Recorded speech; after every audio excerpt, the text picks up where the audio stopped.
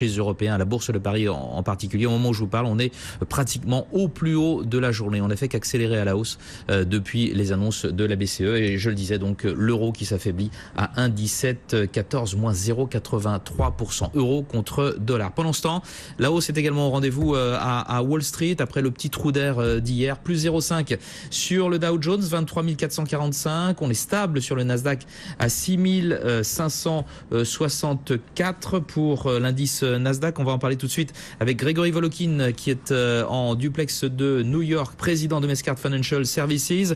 Grégory, on va commencer avec les statistiques et celles en particulier des demandes hebdomadaires de location chômage qui sont en hausse moins forte que prévu. C'est un bon signe donc pour le marché de l'emploi. Est-ce que ça présage des chiffres du PIB plus importants que prévu demain, puisqu'on attend demain la première estimation du PIB au troisième trimestre?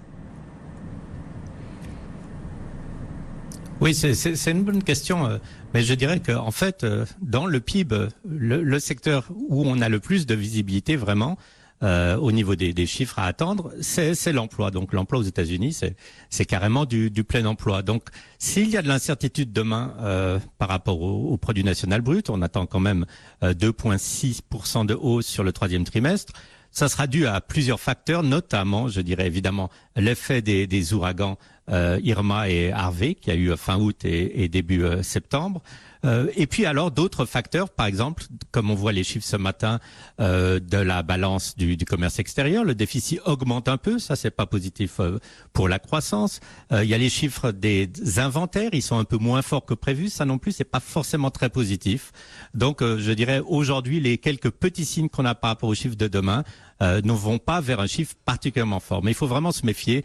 Vous savez, la première estimation, parce que ça sera la première estimation demain, elle est appelée à de telles révisions que très souvent, peut-être si le chiffre est de 2,5% demain, dans un mois il sera de 2 ou de 3, on n'en sait rien. Donc là aussi, c'est pour ça qu'on n'attend pas ce chiffre avec une grande trépidation. Il est vraiment appelé à être révisé plusieurs fois. D'accord. Alors beaucoup d'actualités entreprises. Chez vous, toujours, la saison des résultats bat son plein. Et la bonne surprise du jour vient de Twitter. Twitter qui réduit ses pertes et qui pourrait gagner de l'argent au trimestre prochain. C'est possible ça ? Tout est possible. Je dirais, moi, j'ai toujours un peu défendu Twitter parce que, en fait, Twitter, c'est la compagnie la plus critiquée. On a l'impression que Twitter ne sert à rien, n'est pas utilisé et va toujours perdre de l'argent. Or, ce qui montre aujourd'hui dans leurs résultats, c'est 2 ou 3 tendances qui sont relativement favorables. La première tendance, c'est que l'augmentation des utilisateurs quotidiens de Twitter est franchement nette. 14% sur une année. Ça veut dire donc que les gens qui utilisent Twitter l'utilisent de plus en plus souvent. L'augmentation totale des utilisateurs, alors là c'est des utilisateurs mensuels de 2%, c'est pas un chiffre particulièrement impressionnant, mais au moins c'est une progression. Et c'est vrai qu'au niveau financier, finalement, ils annoncent que sur le prochain trimestre, ils devraient être cash flow positif. Alors évidemment, selon GAAP, selon des tas de principes où ils vont enlever des tas de dépenses, de provisions et de choses comme ça. Une fois qu'on aura bien trituré ces résultats, ils seront positifs, mais ce n'était pas forcément non plus attendu par les marchés. Donc ça explique un peu cette réaction avec ce titre qui monte de, je crois, 6 ou 7% ce matin. Je pense pas qu'il ira très très loin dans l'état actuel des choses, mais au moins ça a rassuré sur la stabilité et sur l'enthousiasme des utilisateurs et sur des chiffres financiers qui vont quand même s'améliorer. On bondit même de près de 13% sur le Twitter en ce moment. Également dans l'actualité, Time Warner avec des résultats meilleurs que prévus malgré ce phénomène de cord cutting, le fait que les Américains préfèrent s'abonner directement à des services comme Netflix plutôt que à des réseaux câblés. Alors qu'est-ce qui fait que Time Warner, malgré ce phénomène, publie de bons résultats ? Oui, Time Warner se détache un peu grâce, je dirais surtout, à leurs films, parce qu'ils ont produit 2 films à très grand succès sur le dernier trimestre. C'était It, qui est un film d'horreur avec un clown qui a l'air assez atroce, et un autre film évidemment dont on a beaucoup parlé, Dunkerque, sur la bataille de Dunkerque. C'était 2 grands succès de cinéma pour les studios de Time Warner. Et puis aussi, grâce à HBO, qui a toujours ce qu'on appelle ici Game of Thrones, ou le trône de fer, si vous l'appelez comme ça en France, qui continue à être une série à immense succès. Donc, c'est Time Warner qui va un peu à contre-courant d'autres compagnies de câbles, grâce, je dirais, à leur contenu, qui est du contenu qui a toujours beaucoup de succès, et en tout cas beaucoup de succès sur ce dernier trimestre. Bon, je vous confirme que ici aussi on dit Game of Thrones, hein. Il n'y a pas de traduction particulière. Peut-être au Québec il y a une traduction française. Allez savoir. Dites-moi, on reparle de la succession de Janet Yellen à la tête de la Fed, et là, coup de théâtre selon Politico, bien sûr, hein. C'est une information à prendre avec des pincettes. C'est l'inverse de ce qui se disait hier.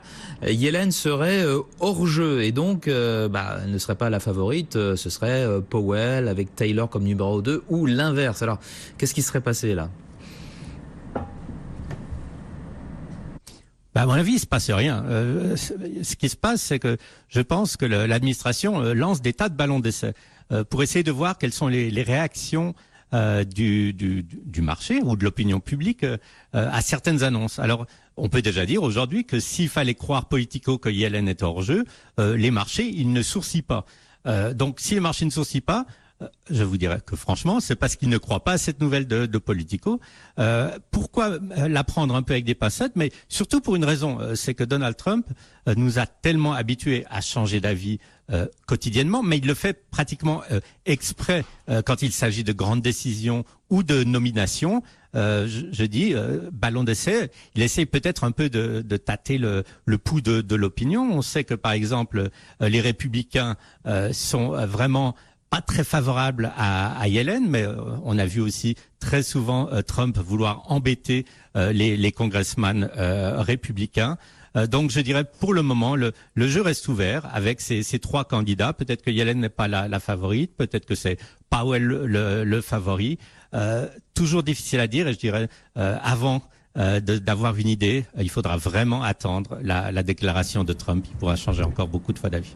Puisque vous parlez des relations entre le président américain et les parlementaires, les parlementaires républicains, justement, et on terminera avec cela. Grégory, un petit mot de ce vote apparemment important ce soir à la Chambre des représentants sur la réforme fiscale de Trump. Il est crucial, ce vote? Le vote est assez crucial parce que c'est surtout au niveau du vote qu'on va voir qu'est-ce qu'il y a, je dirais, dans le texte lui-même. Et il y a beaucoup de détails qu'on ne connaît pas. Et il pourrait y avoir des choses qui ne passeraient jamais, par exemple, l'aval du Sénat. Donc, que le vote soit positif, oui, les républicains vont voter, mais pourquoi ils vont voter, c'est ça le grand mystère pour le moment. Très bien, merci beaucoup Grégory Voloking d'avoir été avec nous aujourd'hui encore en direct de New York. Grégory Voloking, président de Mescart Financial Services. 16h09 sur BFM Business. On va parler économie, banque centrale, BCE de nouveau, hein, puisque c'est la journée de la BCE, pourrait-on dire, avec ses annonces sur la réduction du programme de rachat de titres de la Banque centrale européenne. Gilles Moec est en ligne avec nous de Londres. Bonjour Gilles. Bonjour. Chef